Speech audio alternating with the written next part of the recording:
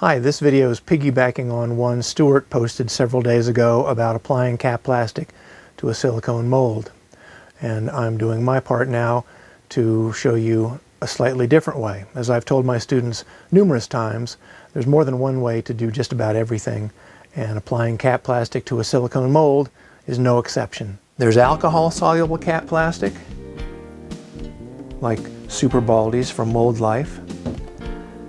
And there's acetone-soluble cap plastic, like Bald FX from Motion Picture Effects Company. Michael Davey even offers a water-soluble cap plastic.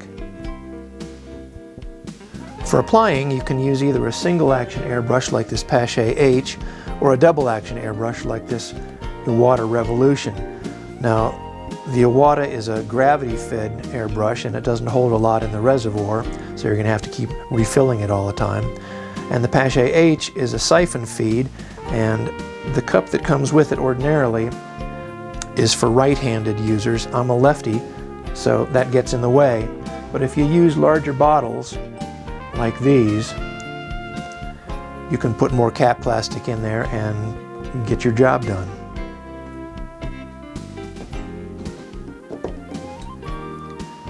You can also use an HVLP, high volume, low pressure spray gun like this Pache, or you can get something like this monstrous number I picked up at Harbor Freight.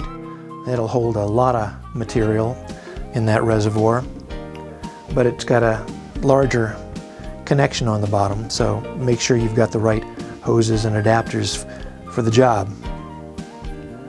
You can also use sponges or a soft brush.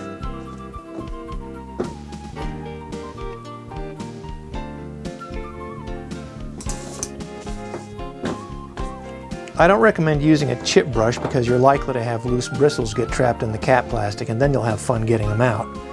It's repairable, but the goal is to create as thin and even a coating of cap plastic as you can for optimal results. Now, since Stuart's already done a video showing you the results using an airbrush, an HVLP spray gun, and a soft brush, I won't repeat what he's already done. You can take a look at that video at this link on Stuart's YouTube channel. For my part, in this video, I'll be using a simple pump mist sprayer and an aerosol sprayer. There are all kinds and sizes of pump sprayers. I've chosen this small 2-ounce spray bottle. I've also got a 6-ounce spray bottle and a Preval aerosol sprayer with a 6-ounce bottle. You can find the Preval sprayers at most hardware stores like Ace, Lowe's, and Home Depot, but if you go to the Preval website, you can order directly or find a store near you that carries it. For this demo, I'm using pre-mixed Bald FX cap plastic from Motion Picture Effects Company in Burbank, California. It's an acetone-soluble cap plastic, and it comes pre-mixed, ready to spray, or it comes as a concentrate, which I already showed you, that must be thinned with acetone before spraying. As Stuart mentioned in his video, the ratio should be about 6 or 8 parts acetone to 1 part cap plastic. For the pump sprayer and the Preval, I'm going to thin the cap plastic even more than the pre-mix to be safe. That's because the pump nozzle and the aerosol nozzle on the Preval sprayer are a fixed size and pressure. With an airbrush, you can adjust both so you can get away with a slightly denser mixture. First, the pump sprayer.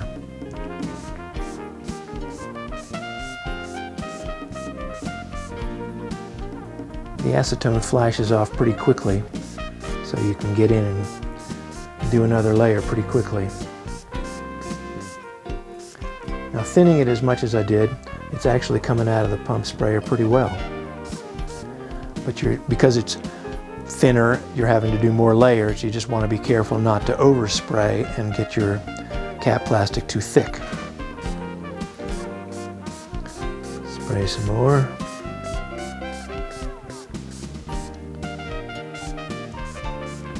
A little bit more. Another pass. What's this? 4 or 5 now.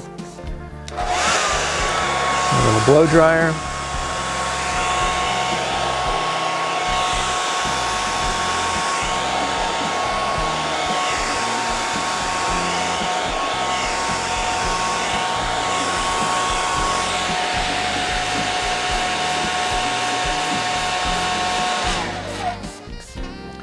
For this demo, it doesn't really matter how many layers I get on if it gets too thick, because the point is I'm trying to give a comparison between airbrushing, brushing, sponging, and spraying with a pump sprayer and an aerosol sprayer.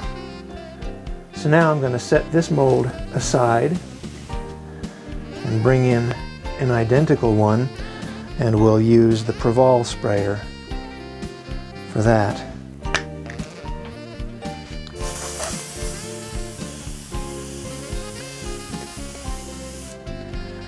Now this is getting a spray a lot more akin to an airbrush, which is a good thing, but I think the airbrush is still more controllable. But it is doing a nice fine spray. It's just that we can't control how strong the spray is or how much material is coming out.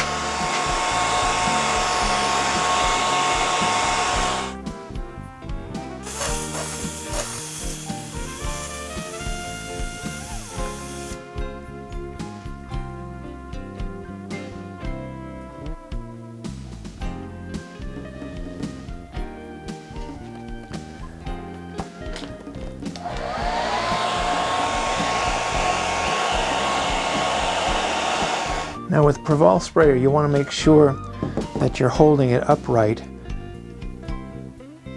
because we need to have the delivery tube under the liquid, or else you're going to get air coming through and it'll spatter.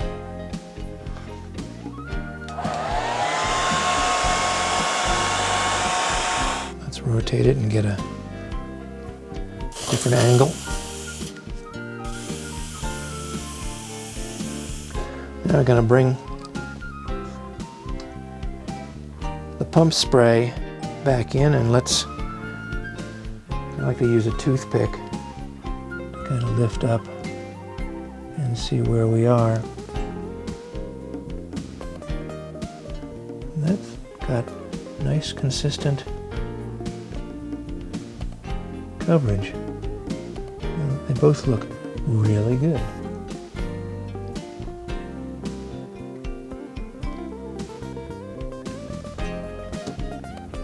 And there you have it, pretty good results. Better than with a brush or a sponge, but maybe not quite as good as an airbrush. Definitely not as much control. But if you don't have an airbrush or a compressor, I highly recommend giving a pump sprayer or a Preval sprayer a shot. If you want to learn more about making prosthetics, check out our podcast, Battles with Bits of Rubber, on our website, battleswithbitsofrubber.com, or wherever you stream your favorite podcasts. Thanks for watching. Cheers.